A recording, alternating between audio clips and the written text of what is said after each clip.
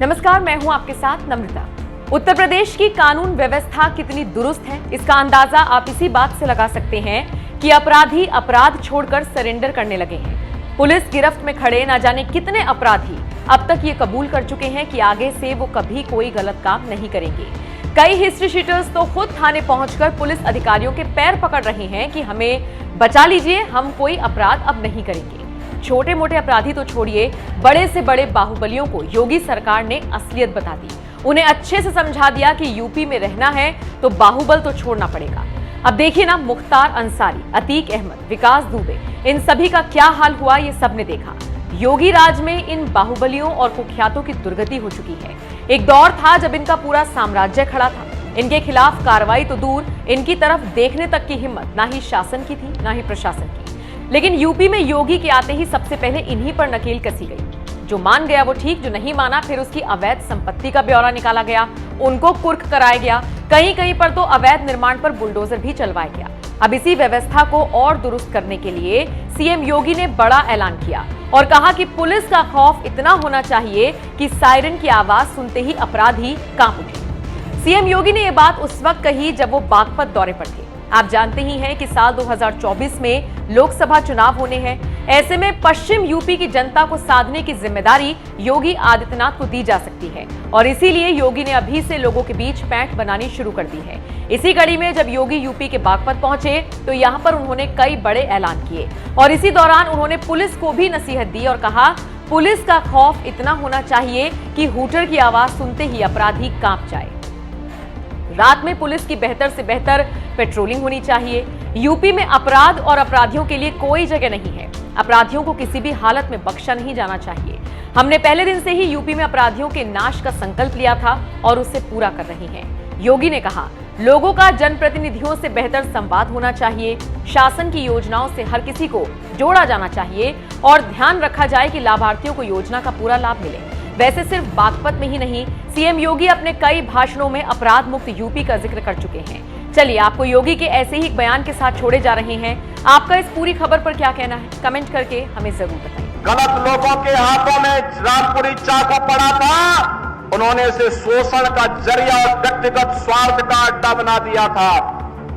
अगर यही माफिया और गुंडे, यही पेशेवर अपराधी सत्ता में होते तो कोई निवेश करने के लिए नहीं आता, क्योंकि वहां पे तो सुरक्षा का स्वयं लोगों के सामने एक संकट था कि उत्तर प्रदेश को दंगा मुक्त प्रदेश बनाना है। हर हाल में उत्तर प्रदेश दंगा मुक्त प्रदेश रहेगा। शोषण का जरिया उन्हें बनाने का प्रयास किया गया, जिसने विकास के पहिए को थामने का कार्य किया और अंततः उसकी दुर्गति उन्हें भुगतनी भी पड़ रही है। उत्तर प्रदेश में अपराध और अपराधियों के लिए, भ्रष्टाचार और भ्रष्टाचारियों के लिए कोई जगह नहीं होगी।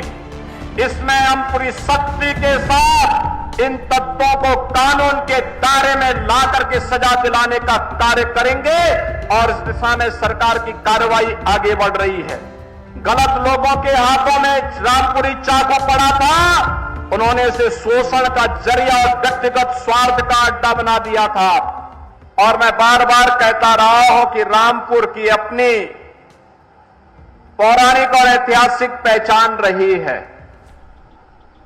इस पहचान को हर हाल में बनाए रखने की आवश्यकता है, लेकिन जिन लोगों के एजेंडे में विकास और लोक कल्याण नहीं, उन लोगों ने अपने स्वार्थ के लिए रामपुर का दोहन किया, रामपुर का शोषण किया।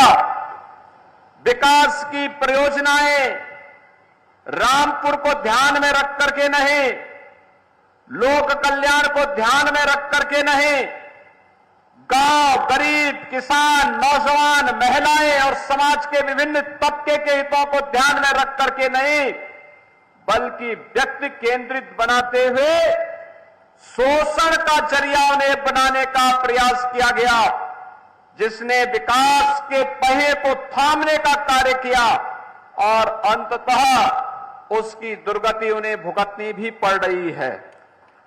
लेकिन भाइयों बहनों, मैं आज आपको आश्वस्त करने के लिए आया हूं कि आपने विकास और सुरक्षा के नाम पर Bharatiya Janata party double engine सरकार को अपना सहयोग और अपना समर्थन दिया, अपना आशीर्वाद दिया।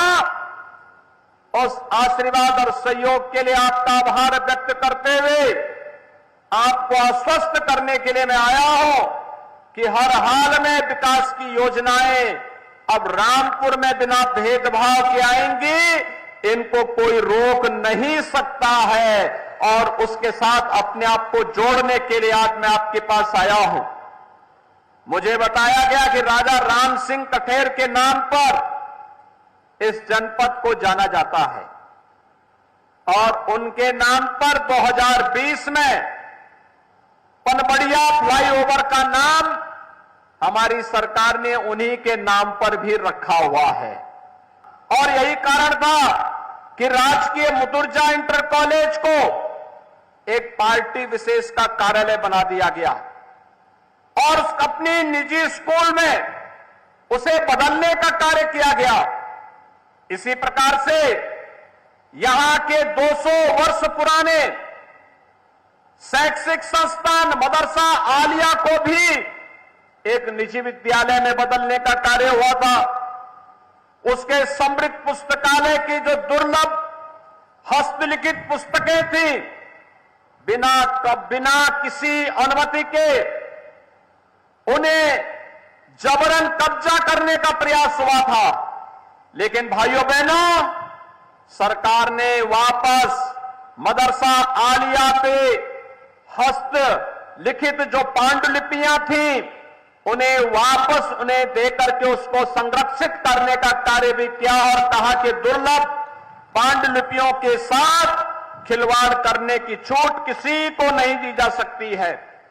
इसी प्रकार से सिटी मांटेसरी स्कूल कभी गेस्ट हाउस हुआ करता था और कहा जाता है कि राष्ट्रपिता महात्मा गांधी ने भी असहयोग आंदोलन के दौरान यहां पर रुक करके देश की आजादी को एक नई दिशा देने का कार्य किया था। लेकिन ऐतिहासिक महत्व के इस संस्थान को भी हड़पने का कार्य हुआ था। और यही नहीं, तमाम अन्य ऐसे कार्य जो सैकड़ों करोड़ रुपए की लागत से रामपुर के विकास के लिए महत्वपूर्ण हो सकते थे, उनमें बाधा पैदा करके रामपुर को पूरी तरीके से विकास और समृद्धि से वंचित करने का जो साजिश पिछले 10-12 वर्षों से हो रहा था, उन सभी साजिशों को बेनकाब करने के लिए ही मैं बार बार रामपुर आता था आपका आह्वान करने के लिए कि हम बर्बाद न होने दें आने वाली पीढ़ी को। हम अपने आप को कोसने के लिए न छोड़े, बल्कि अगर कोई गलत कर रहा है उसके खिलाफ हमें डट करके खड़ा होना होगा।